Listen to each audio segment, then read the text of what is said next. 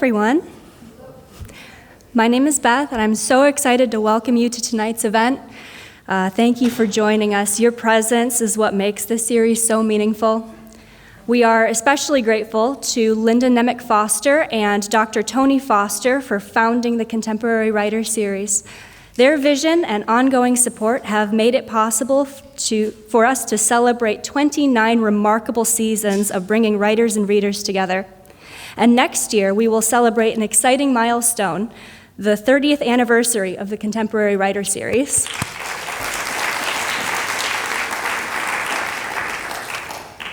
This season is themed Sowing Stories, Seeds, Ideas, Tales. It promises to be a rich, reflective exploration between creativity and the world around us. These writers remind us that stories root us more deeply in the places we inhabit, challenging us to see them with fresh eyes. We would like to thank our first writer, Jeff Zentner, for being here as well, and we are excited about our future event with Amy Nezukumadatil on November 6th.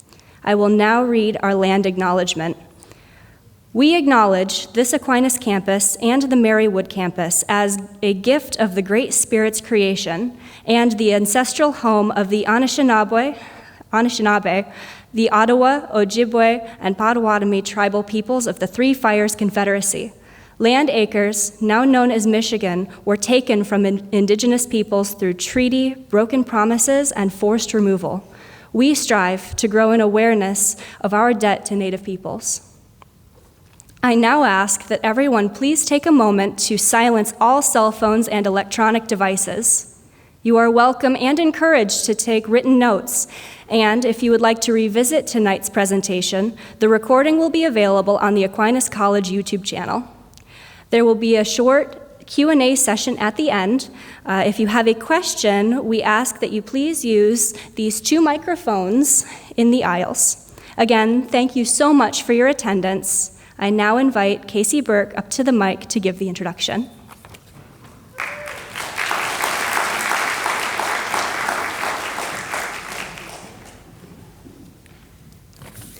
A few things before we begin. Thank you in advance for silencing and putting away your cell phones. You will have the chance to ask Mr. Zentner questions after his reading has concluded. Following that, everyone is invited to stay, chat, enjoy some refreshments, and have Mr. Zentner sign a copy of your books.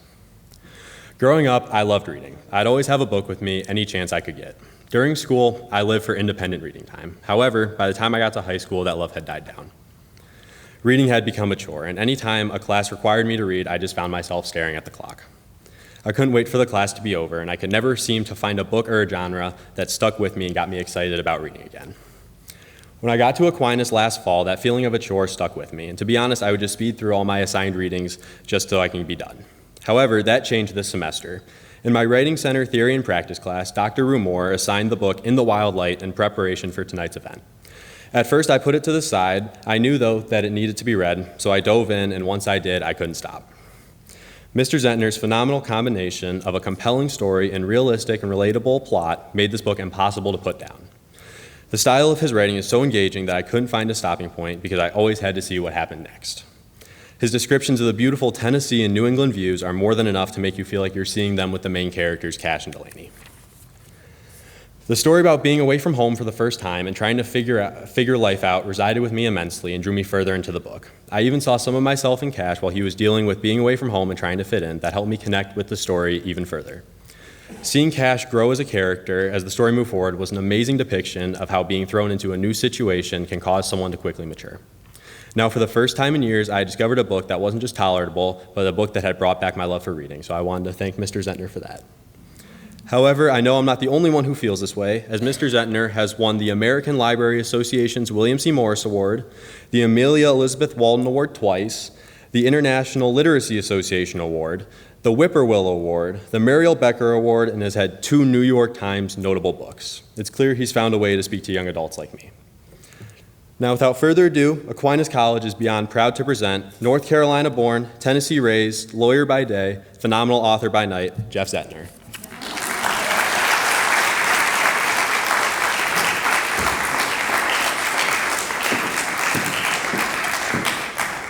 Man, no fair an introduction that makes me emotional before I even get up here. That was really wonderful, Casey. Thank you very much. It is a tremendous honor to be here tonight with you. And I know that that's something that public speakers just kind of say as a matter of course. They just throw it out. Oh, it's such an honor to be here. Here's a stupid joke. Now I'm going to bore you for 50 minutes. I really do mean that. It was not a straight shot for me to become a writer. I started to want to create art when I was a teenager.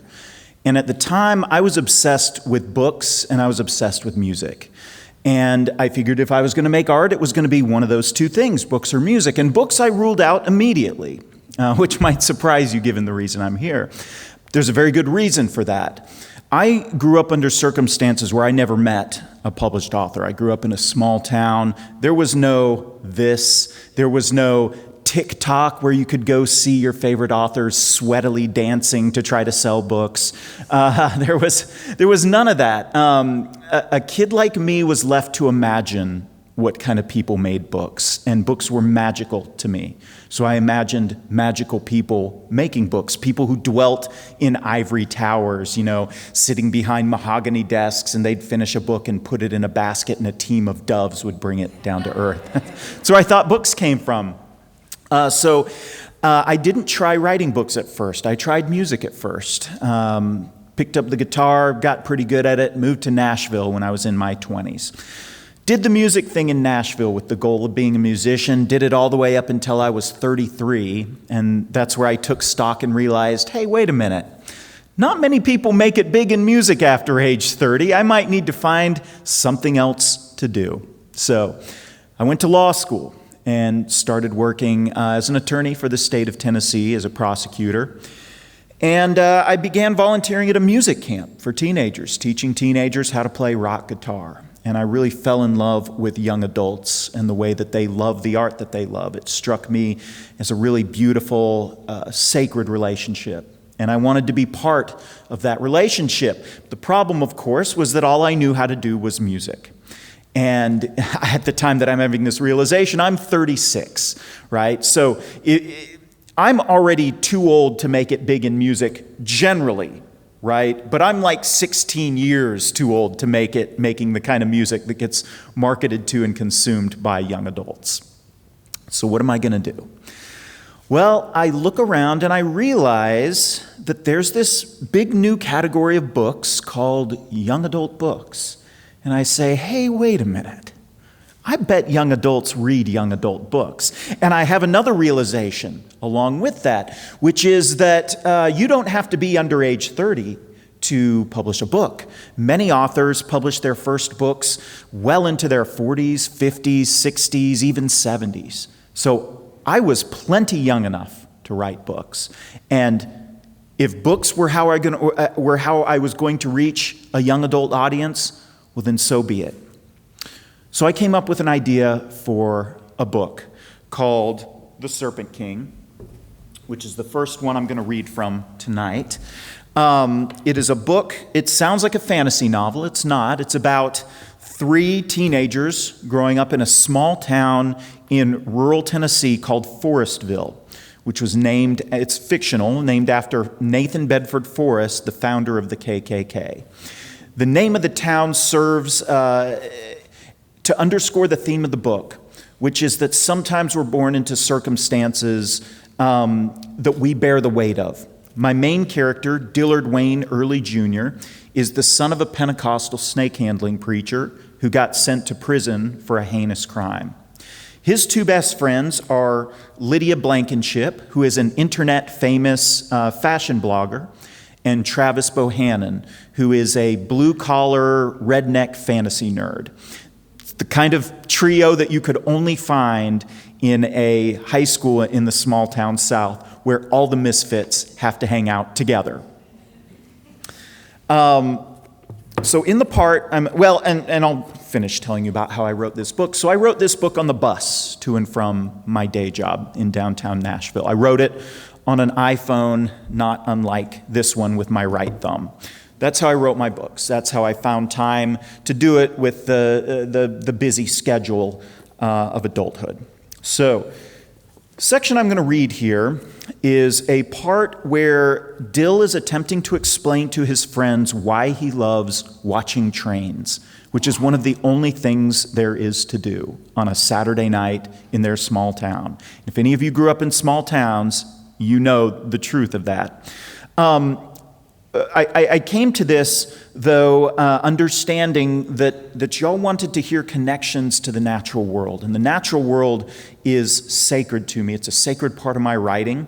My day job is as an environmental lawyer. I work for the Tennessee State Park System. So I work on the conservation side of things. I lead a team of environmental criminal investigators. So we go after people who are polluting the environment. But even more than that, I have always loved the outdoors, and the outdoors have always been a vital part of who I am and a vital part of my being. So I write that connection and relationship to the natural world and its rhythms into my characters' worldviews. So here we go. Dill, Lydia, and Travis watching trains. Lydia checked her phone. Watching trains, Dill's version of YouTube. You know this is a very weird thing to do, yes? Said the girl currently wearing clothing from 5 different decades. Touché. Should we ask the guy wearing a dragon necklace if he thinks it's weird? Dill asked. I don't think it's weird, Travis said. Trains and big machines are cool. Why are you so into this? Lydia asked. Dill pondered. I'm trying to think of the least weird way to put it. Uh-oh, Lydia said. Okay, so when I watch trains, it makes me think about how much movement there is in the world.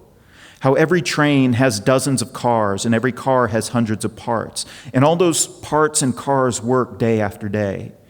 And then there are all these other motions. People are born and die, seasons change, rivers flow to the sea, Earth circles the sun, and the moon circles Earth. Everything whirring and spinning towards something, and I get to be part of it for a little while, the way I get to watch a train for a minute or two, and then it's gone. The way I get to be part of your life before you're gone, and I'm left here watching trains pass me by too, Dill thought. His cheeks flushed, and he looked at the ground, preparing himself for whatever clever thing Lydia had to say. Anyway, sorry, weird. He glanced over at her. She stared at the tracks. No, Lydia said, all teasing gone from her voice. Not weird. I mean, obviously, you're still generally weird. Let's not get carried away, but that's not weird. Almost on cue, a train whistle sounded in the distance. As the train approached, they got up off the picnic table and stood near the tracks, close enough to feel the wind from the train.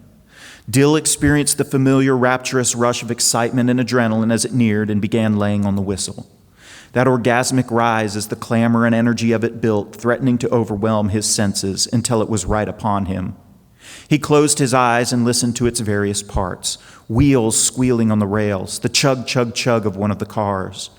He absorbed its violence and brawn as it slithered past, a massive steel serpent. That pounding, pulsing din stirred something in him. He's 13 and standing at the front of his father's church with the rest of the praise band. He's wearing his too large electric guitar, playing as loud and fast as he can, while the drums and bass jar the flimsy walls and low particle board ceiling of the tiny church. He makes mistakes left and right, but nobody notices because they're caught up in the Holy Spirit, and the walls also vibrate with the exalted and chaotic glossolalia of tongue speaking. Shoes and boots, muddy from the unpaved parking lot, stomp and make the floor quake. Several congregants, including Dill's mother, pound tambourines. Dill's father stands at the front of the congregation and raises a mason jar half filled with strychnine before taking a long swig, his eyes rolling back. He shakes his head, wipes his mouth, and shouts, "Hallelujah!" He hands it off to Dill's mother, who sips it like it's lemonade, passes it on, and goes back to beating her tambourine. Dill's father strips off his white dress shirt down to his undershirt. He stands with his arms outstretched. Supplicants approach him and put their hands on his veiny arms and bony shoulders, seeking healing from maladies real or imagined. A call goes up through the congregation, and 2 of the brothers do a shuffling dance down the center aisle, a wooden box containing a snake in each of their hands. They stop and set them on the ground, and Dill's father dances up to them, clapping his hands. They pull back the chicken wire lids on their hinges and reach into the boxes with hooked poles, pulling out 2 rattlesnakes and 2 copperheads. The brothers begin distributing them among the congregants like so many neckties. Brother McKinnon holds a rattler inches from his face, spraying it with spittle as he prays, daring the serpent to strike and test his faith. Dill plays faster, his heart thumping, sweating in the suffocating humidity of so many animated bodies pressed into one place. His father starts in his direction, carrying a copperhead draped around his neck. He stands in front of Dill and lifts the copperhead off himself. Dill's heart thrums in his ears. He stops playing. The bass player and the drummer keep on without him, playing ever more furiously. He's always been afraid of the snakes. He's never taken them up before, and he prays to God to cleanse his soul and to give him the faith, if this is to be the hour. And these signs shall follow them that believe, and these signs shall follow them that believe. They shall take up serpents, and these signs shall follow them that believe. They shall take up serpents. His breath leaves him. His father reaches out to him with the thick, sinewy copperhead, and Dill extends his hands. He imagines how the snake will feel when he holds it, cool, dry, sleek, pulsing with malevolent vitality. He meets his father's eyes. His father gives him a slight, sad smile and turns away, holding the snake above his head, triumphant, before handing it off to an elderly sister. Dill breathes again. He tries to pick up the rhythm, but he's shaking too badly. He's relieved, but disappointed that his lack of faith shines through his skin. A week later, officers arrest his father. Thank you. This really is lemonade, not strychnine.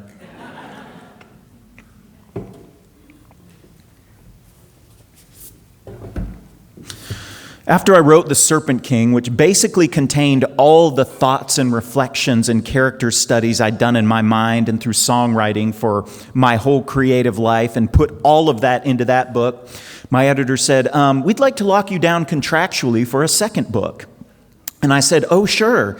And she said, so I assume you've got an idea for one. And I said, oh, sure.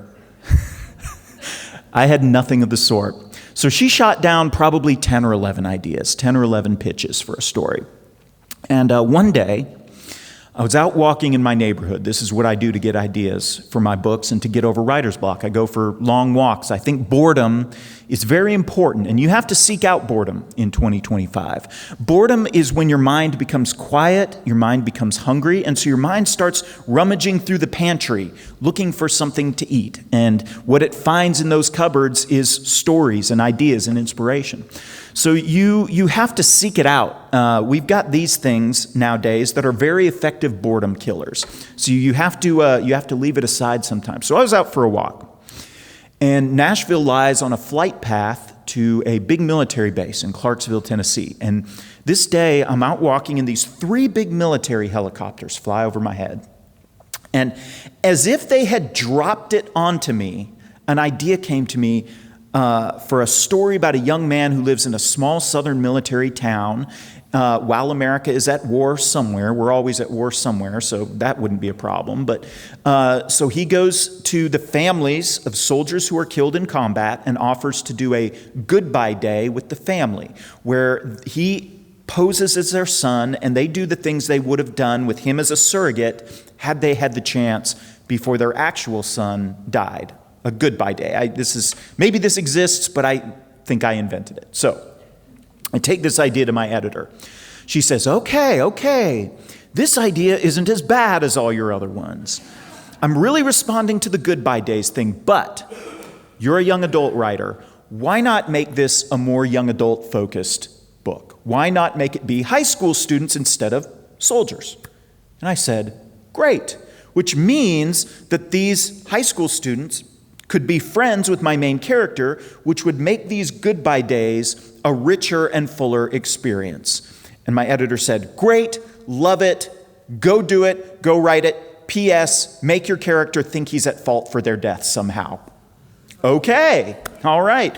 So we have goodbye days, which I wrote on my phone, again, to and from work, released in March of 2017. It's the story of Carver Briggs, who loses his 3 best friends in a car accident while he's texting them. He's having a text conversation with the driver to come pick him up.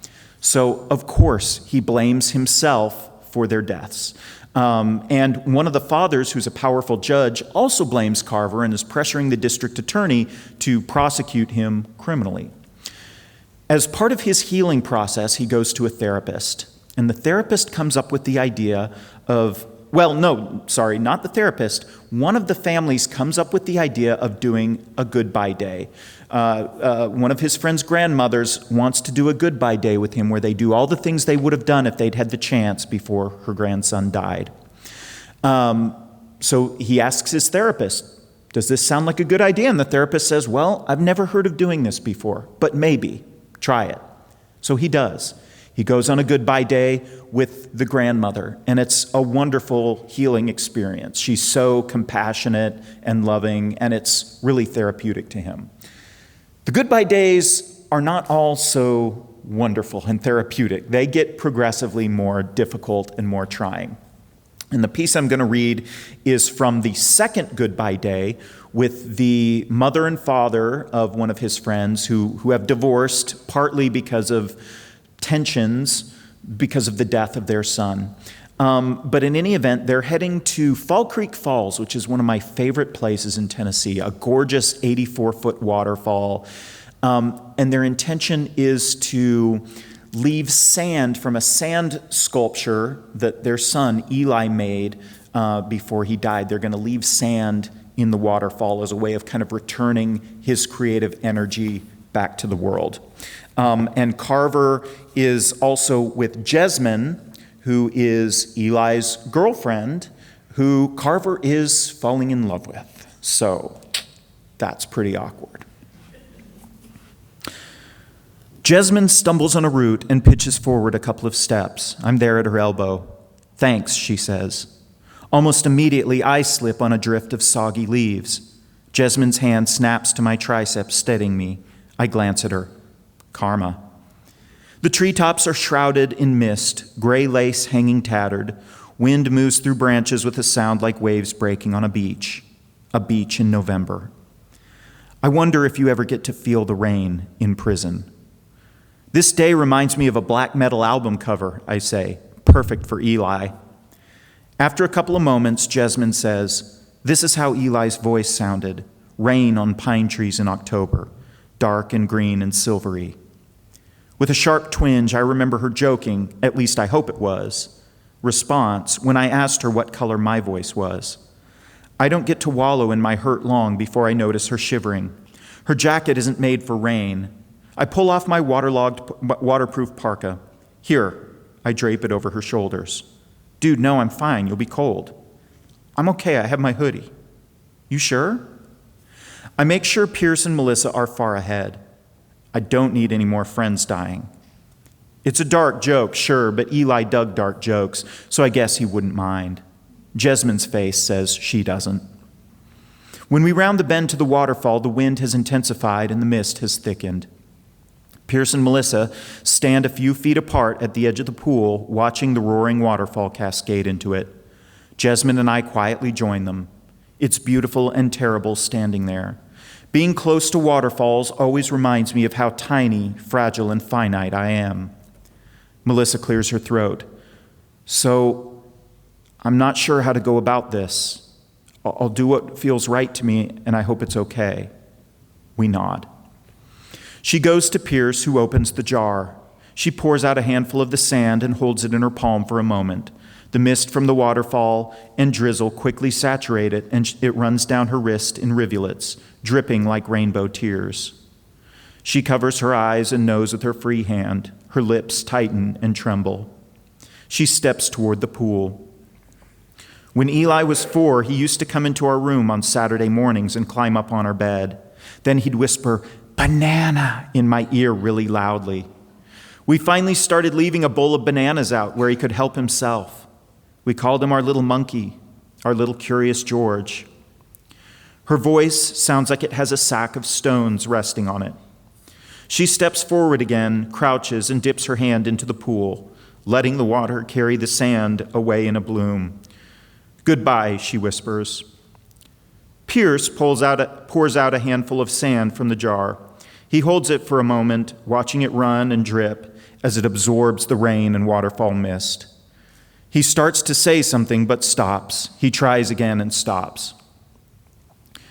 All day, every day, I study and teach the history of things, human lives laid end to end, one generation handing the torch to another generation, fathers to sons, unbroken threads running through it all, and he stops and clears his throat a couple of times. Now I'm standing here writing the final chapter of my son's portion of the history of my life. I never imagined that my history would include the full history of my son start to finish, but it does now. He walks to the edge of the pool and kneels. He lowers the sand into the pool as Melissa did. He stands and rejoins us. He talks to us without looking at us. There's a water cycle, you know. Water never goes away. It never dies or is destroyed. It just changes from form to form in a continuous cycle, like energy. On a hot summer day, you've drunk water that a dinosaur drank. You might have cried tears that Alexander the Great cried. So I'm returning Eli's energy, his spirit, and all that it contained, his life, his music, his memories, his loves, all the beautiful things in him. I give it to the water so he can live that way now. Form to form, energy to energy. Maybe I'll meet my son again in the rain or in the ocean. Maybe he hasn't touched my face for the last time. Whew. So that's Goodbye Days.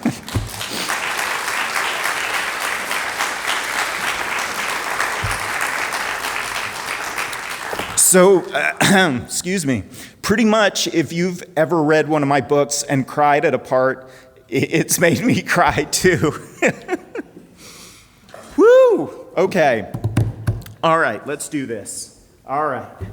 So, Rayne and Delilah's Midnight Matinee. This is my comedy, okay? And I know you're all thinking, what? Goodbye Days wasn't your comedy? What? The Serpent King wasn't your comedy? You're such a funny guy. Your stuff is so lighthearted. What are you talking about? Rayne and Delilah's Midnight Matinee is my comedy, but of course, even in this book, there's extremely depressing stuff. So this book is about two teenage girls named Josie and Delia. And they have a TV show on their local public access station where they dress up like vampires and they show cheesy creature features from the 50s, 60s, and 70s that are basically like public domain, you know, Plan 9 from outer space kind of stuff. They're horror hosts, basically. If you've ever seen like Svengoolie or Elvira's kind of the most famous one, but it's this whole strange, beautiful, weird, funny subculture. And this book came from one night I came home from my friend's bachelor party. And it was like 10 o'clock on a Saturday night. Writers we don't party that hard, okay? So I'm home at 10 o'clock on a Saturday night from my friend's bachelor party. And I just flip on the TV and start changing channels, which is something I never do. I mean, I've got every streaming service, and within every streaming service, I've got a queue that's like 50 shows long. So I'm not just looking for stuff to watch on TV. Oh, here's the second half of The Devil Wears Prada. I don't know why The Devil Wears Prada is constantly on TV, and it's only the second half. I've seen the second half of that movie 93 times, but so I'm just flipping through channels, and I come to Nashville's public access station, and there's this weird, kind of spooky looking old 1970s horror movie. I mean, it looks like a snuff film. It's just, you know, real student film quality. I'm like, what is this on the public access station? I'm used to them showing, you know, songwriters in the round or, you know, talk shows about songwriting. It's Nashville, so it's all about songwriting. But so I keep watching. And the movie goes to an interstitial with these two young women dressed as vampires, Marlena Midnite and Robin Graves. So it's a show called Midnight Mausoleum that broadcasts out of Ames, Iowa, or some random place like that. And It's just so goofy and sweet, and neither of these girls has any business being on television, but there they are, and there they are in my living room, and I'm enjoying this time with them. We're having fun together, and it made me think about what a magical thing that was, and a magical bit of connection. And so I wanted to write my version of those two girls. So that's Josie and Delia, a.k.a. Rayne Ravenscroft and Delilah Darkwood. So in this scene I'm going to read, they have gone to a horror convention to meet with a horror producer named Jack Devine, who they think might be able to take their show to the next level so they don't have to go their separate ways when they graduate high school. They can just stay together and keep making the show, and that's going to be their career, and that will be great. Well, you can imagine how that's going to work out, right? So they go to this convention in Florida. While Josie is trying to schmooze Jack Devine, and that is going just cataclysmically badly, Delia has managed to track down her father, who left their family when she was young. So she has tracked him down, and she is having pizza with her father, who she has not seen in probably 7 years, not seen or heard from. We stare silently at the empty plates in front of us. It's not that we've run out of things to talk about, it's that we have too many things that are too big to say out loud.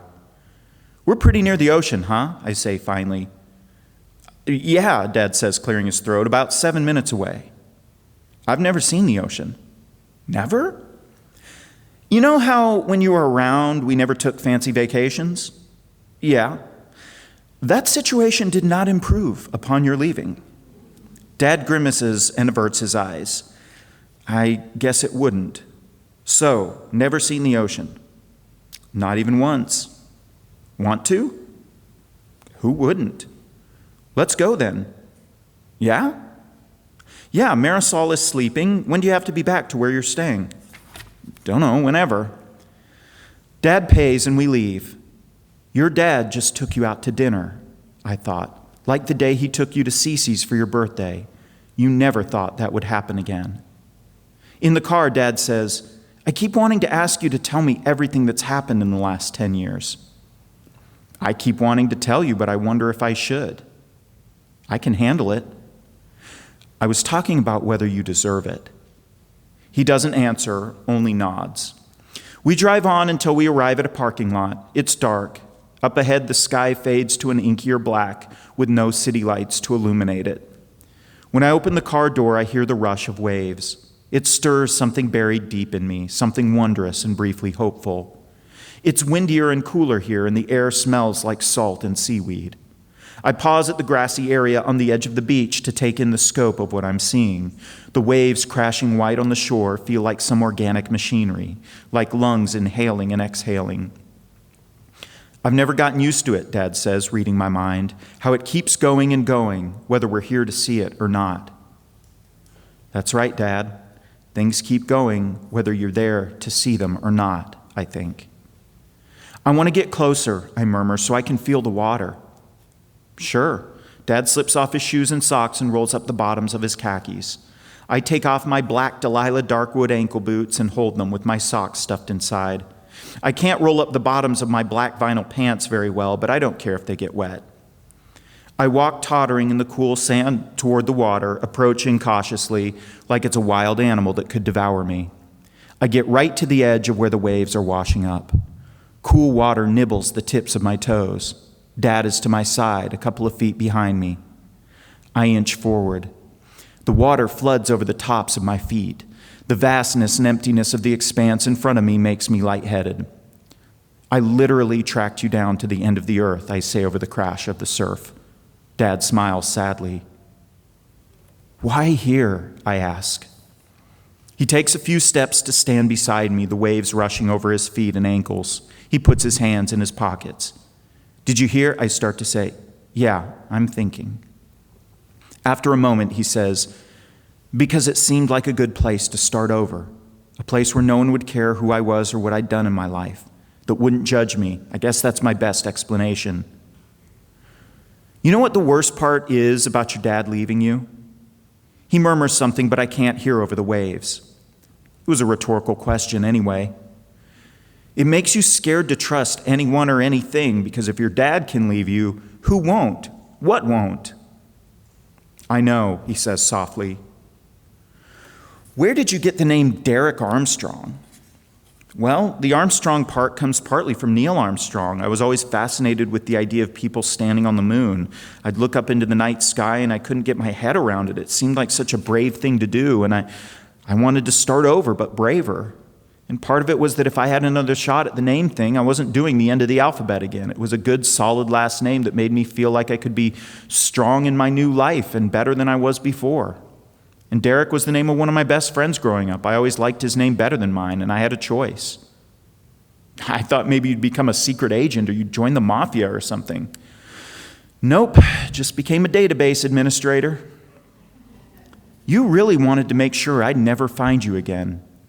I bend over and let my fingers trail in the water. I touch a fingertip to my tongue. The ocean tastes like thin blood. When I glance back at Dad, he's hanging his head, his face pinched. In the darkness, it's hard to tell, but it looks like tears are streaming down his face. His voice quavers. I wanted to be someone else, very badly. I hated myself. I had to change my name because I couldn't stand to say my old name. So it wasn't to keep me from finding you. He shakes his head. I've thought about you so much in the last 10 years. Had dreams where we did this very thing, talked about our lives. I tried to imagine what you were like, who you'd become, but every day that passed, I was more scared to seek you out. And then I steel my heart and I ask him, why? Pie? No, why? Why did you leave? Sorry, I thought you said pie. The waves were too loud. Why? He takes a deep breath and holds it for a while before exhaling, and another. Because your mom got sick and wasn't getting well, and I was scared. I was afraid to have to take care of two people. All that responsibility terrified me. I felt like in the cartoons when a character runs out over water and does fine until he notices he's over water and then starts sinking. I kept thinking how much I wish my life was simpler and someone could take care of me, or at least that I only had myself to worry about. I hung in there as long as I could with your mom, but I was sick too. I was depressed and drinking a lot because of it. I couldn't be strong enough for all three of us. I started thinking nonstop about how great it would be to be dead. It was leave or die, so I chose leave. I wanted to succeed. I wanted to be a good father to you, or at least a present father, but I was a coward. I wasn't up to the hard task. And in my frame of mind then, it was better to leave you than to stick around and be a terrible father and have you remember me that way. So that's it.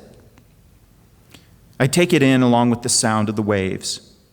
You thought wrong, I want to say, but my tongue is paralyzed.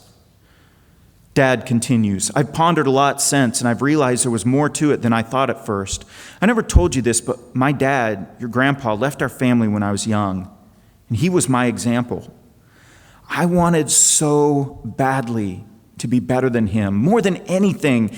I have a half-brother and a half-sister I've never even met. But I couldn't shake this feeling that I was made out of the same weak stuff he was made of.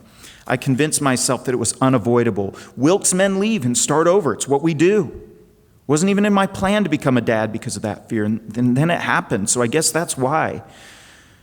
Maybe I could have come up with a better explanation if I'd known I'd be giving it tonight. That's it. That's why, I think. So anticlimactic. This is the question I drove 15 hours to have answered. The question I wanted answered for more of the time I've been alive than not. The question that made me put myself on TV week after week. The question that tortured me. The ghost that haunted the margins of my self-identity. And the answer was basically, it's not you, it's me. Maybe I wanted him to say it was me. Maybe, for some reason, I needed to hear it was some fault in who I was that made me unable to keep him. Maybe I wanted his answer to do more to heal a decade-old wound. I don't know what answer I was expecting or hoping for. I didn't armor my heart for any of this. If I even could have. Dee Dee, he says. Sorry, I'm processing. It's been a long... I crumble. Weeping, my hands over my face. Dad comes over and hugs me. He's so much smaller, weaker, and less substantial than I remember him. We're almost the same height. It's like time has worn him away, made him less. He smells completely different now. This is not the same man who held me in his arms under an October sky, alive with the moon and stars. I wonder if I unearthed more things than I buried by making this trip, by stripping away the mythology I created. You want closure, but there are things you can't repair. Hearing him tell me why he didn't fix the 10 years of hurt, not even when the reason was different from the assumption that had caused me so much anguish. All at once, the immense, empty ocean makes me feel puny and lonely. The shifting sand under my feet makes me feel too unmoored, like I could be swept away at any second and lost forever. I've spent enough of my life feeling small and alone and like everything I have could be taken from me in an instant. Thanks for showing me the ocean, but I think I'm ready to go now, I say between sobs. That's my comedy. It's a laugh riot, along with this lighthearted romp and this one. Well, so I wasn't done writing books on my phone. I wrote one more on my phone, which was this one, In the Wild Light, came out in August of 2021. It's not that I stopped writing, as you'll see, but it's that the novel coronavirus caused me to stop having a bus commute. So I now have to find time outside of the bus to write like a common peasant. In the Wild Light it's a patchwork of some of my favorite stories that I wanted to tell a version of. I love the movie Good Will Hunting. It's my favorite movie. I'll just commit to it's my favorite movie. And I love the dynamic between Matt Damon's genius character and Ben Affleck's blue-collar goofus character. And to me, that's so beautiful. And I wanted to write a story from the perspective of the blue-collar friend, the protector of the genius. I also love the movie Dead Poets Society, the story about these boys who have this inspirational poetry teacher who are at a boarding school. I always wanted to go to boarding school as a kid. I went to the most public of public schools. You can't even imagine how public this school was. They were just grabbing people off the street. Hey, do you come on in, have some school. So being at a boarding school, if I wanted to ever live that life, I had to write it. That's how I got to live in that parallel universe. So this is a story about a young man named Cash Pruitt and his best friend Delaney Doyle. His best friend Delaney is a genius, and she discovers this mold that growing on the wall of a cave in East Tennessee where they live that has incredible antibiotic properties. It kills everything. It ends the antibiotic-resistant bacteria problem for good. So this is an amazing discovery. She makes news as a result. And an elite prep school in Connecticut offers her a full-ride scholarship. She uses her leverage and says she will only accept the scholarship if she's allowed to bring Cash along with her.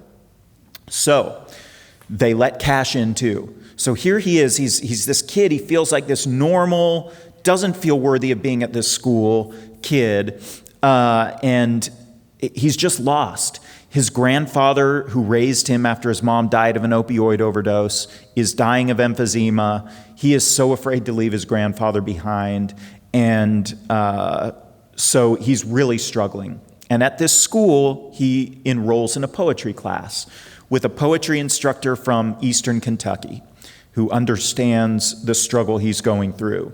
So he discovers a real love for poetry and begins writing poems. So at the time that I wrote this book, I was just barely starting to get into poetry, and I was terrified to actually write poetry. So I gave poems to Cash to write, my thinking being that because he's a first-time poet and just a high school kid, they could suck and it'll be okay. People could say, well, I really enjoyed the book, but the poems, ooh, boy, they were real stinkeroonies, and I could be like, well, yeah, sure. I mean, he's just a first-time poet, and he isn't very good at poetry, so that's what you got to deal with. So that was my play. That was my way of kind of dipping my toe into poetry. So I would like to read you a couple of poems from In the Wild Light that Cash wrote, and then I think we're going to have some time for questions. So, this poem is a love poem that he writes for Delaney's roommate V, who he is in love with. Little does he know that Delaney is in love with him. So, he writes this after they go apple picking together. It's called A Feast of Apples. You told me apples were your favorite fruit, and you taught me the secret way of eating them so their rough parts vanished. You told me apples were your favorite fruit because we desire most what we can't have. Did you know you can starve at a feast of apples? The more you eat of them, the more they leave you wanting. You were beautiful in the dwindling October light. All around us was the sweet perfume of apples' sun-flushed skin, heavy in the burning season's breath. I wanted to kiss your lips clean of the nectar that anointed them. I was delirious with want. There was no amount of you that would not leave me hungry. So there's Cash's love poem. But then he writes another love poem for Delaney after he discovers that she's in love with him.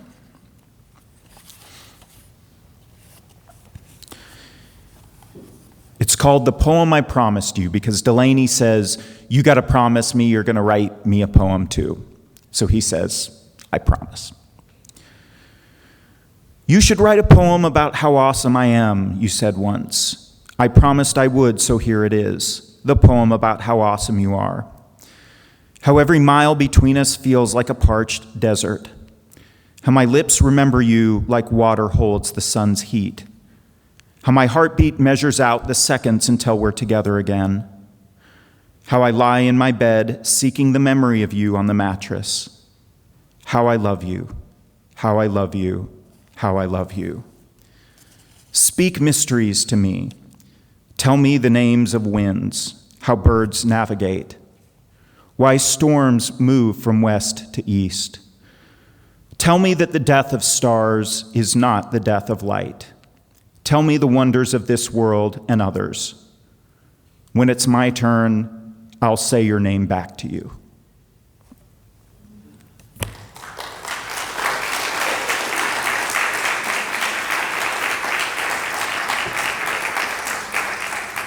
So there's In the Wild Light. All right, folks, I think it's question time, right? Right? I'm just looking for somebody to nod vigorously at me. Okay, yeah, sure. I'm seeing some vigorous nods. There we go. I like that. Committing to it. What questions do you have? Use the mic, please. So I was just wondering, so I feel like in order to make the book emotional and really infuse heart into it, you have to, of course, get in touch with your emotions and experience the emotion alongside the character. But how do you sort of separate that from your everyday life so that it doesn't take over?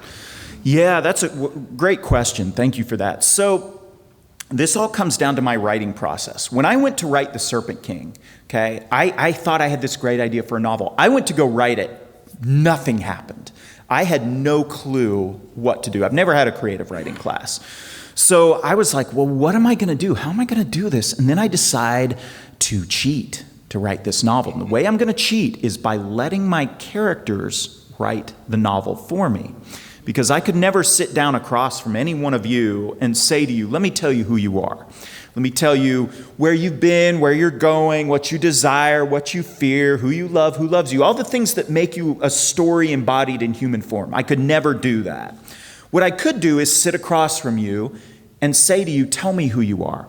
Tell me where you've been, where you're going, what you desire, what you fear, all the things that make you a story.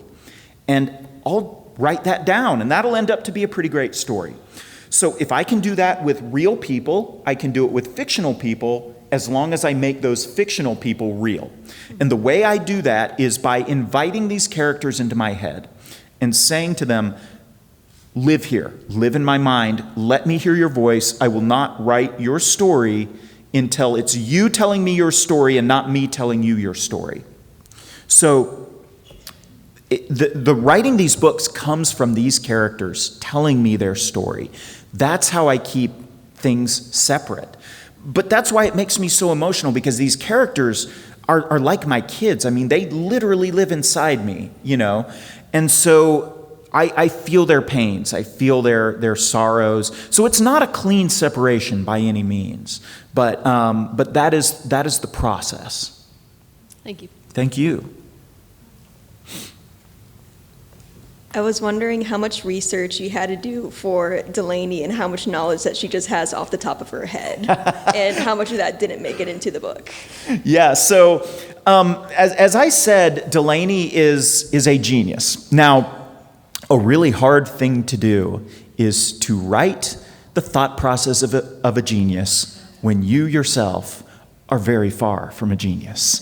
So I was like, well, gosh, I don't know. Maybe she does a lot of math. I don't know what geniuses do. Hell.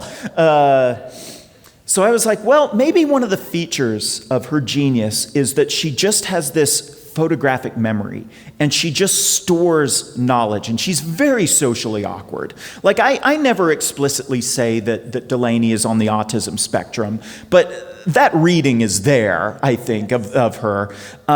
So she's really kind of awkward socially. She has a really difficult time relating to people. And so her way of relating to people is just going back to her cache of facts and just, here you go. Here's a fact about the world, blah, blah, you know. And so Delaney's facts are facts that I myself have acquired over the years. And things that have just tickled my fancy, things that I love, things that are fascinating to me. So yeah, that's where those came from. That was my kind of collection of facts. Because when I was a kid, there was no such thing as falling down a Wikipedia hole. What you could do is you could go to the library and go to the section where they keep 1001 interesting facts, and you would just read books of interesting facts. Like, I literally think I could go on Jeopardy probably and do okay, just based on those years of reading books of facts. So that's kind of where they came from. Thank you. Thank you.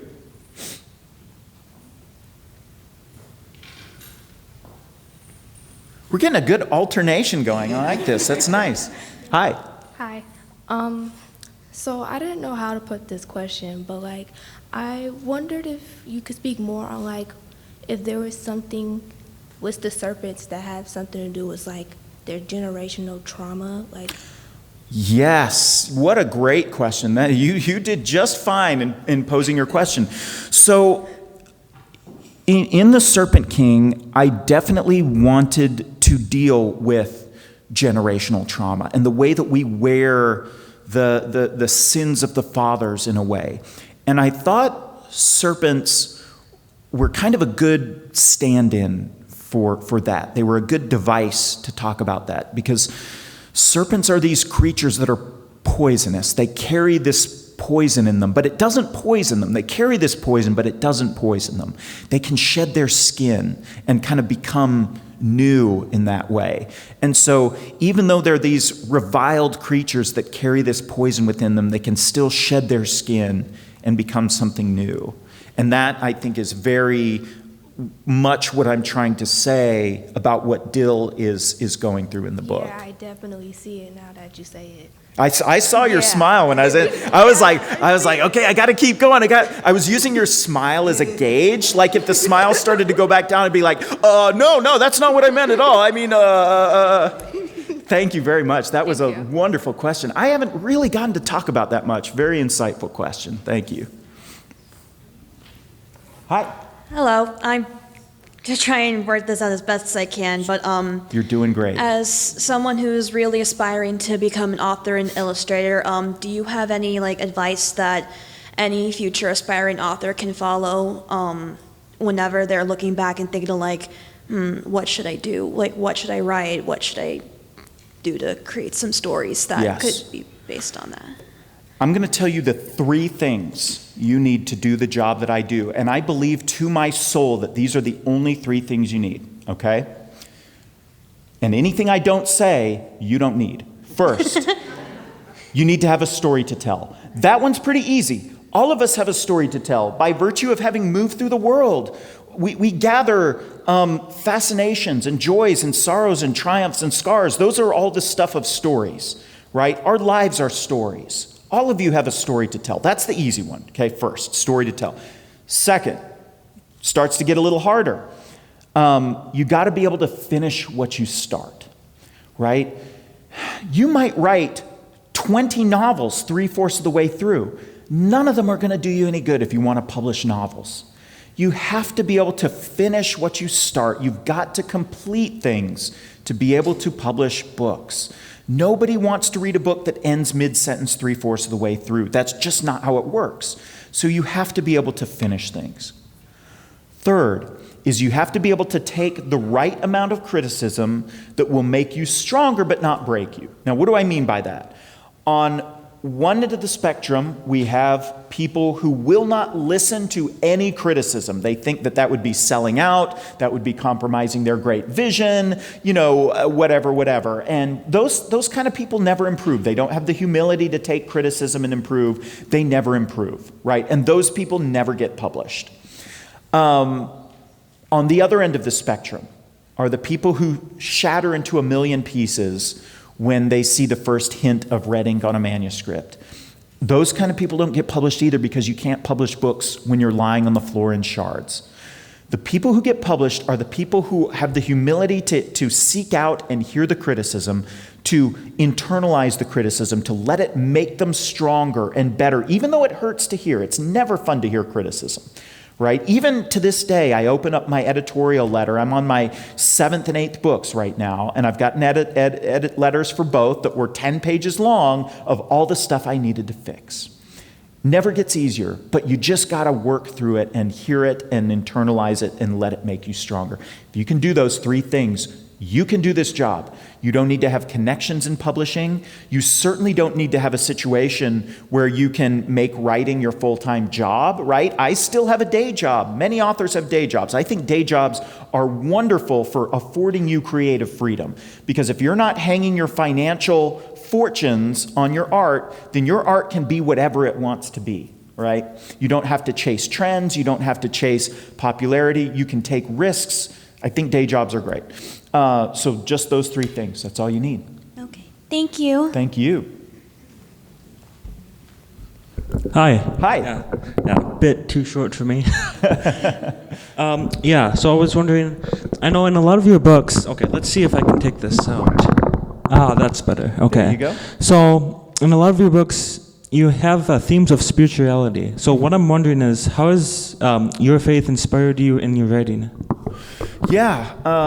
So I grew up in a deeply religious home. Not quite like Dill's, right? But still a religious tradition that many find bizarre, off-putting, you might say. And I grew up with that. And I've definitely had to learn to take from it the things that make me and that make me a better person, and leave aside the things that weigh me down.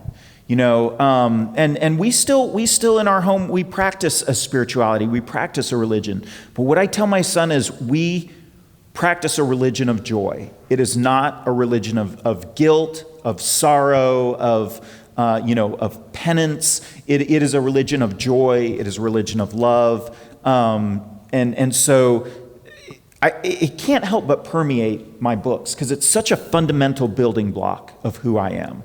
I mean, I can't escape it, and I don't want to escape it, but I do need to deal with it in a way, and I deal with it through my books. Thank you. I also have a small follow-up question. Sure. So, as someone who loves Tennessee, I'm wondering that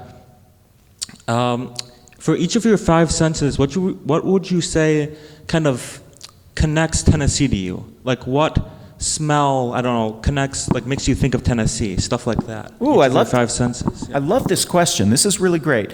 I'm a very sensory writer. I love my senses.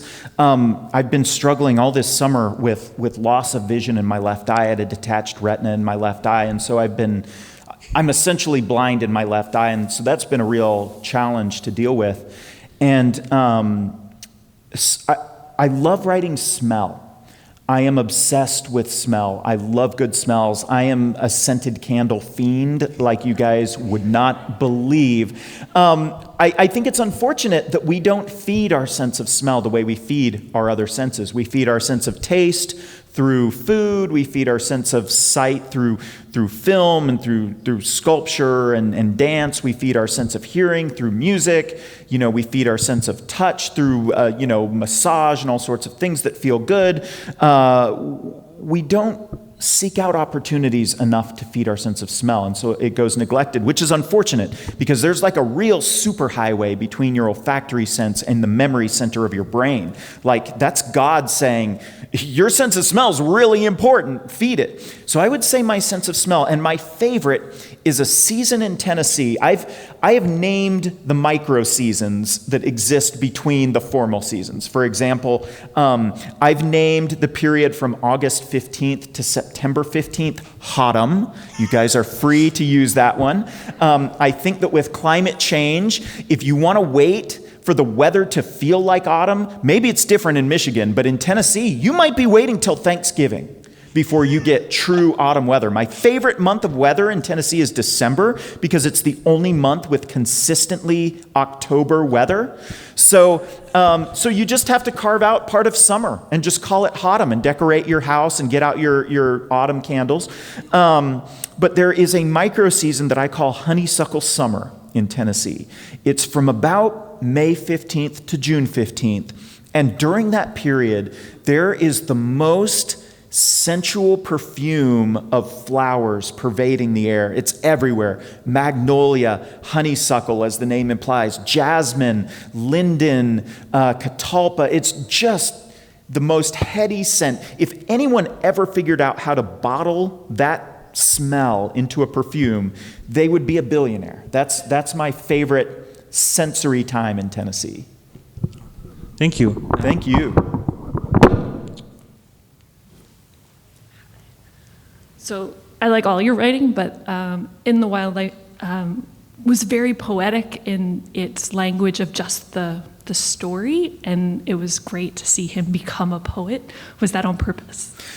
Yes. All of my books, to some extent or another, are referenda on what I love at the time.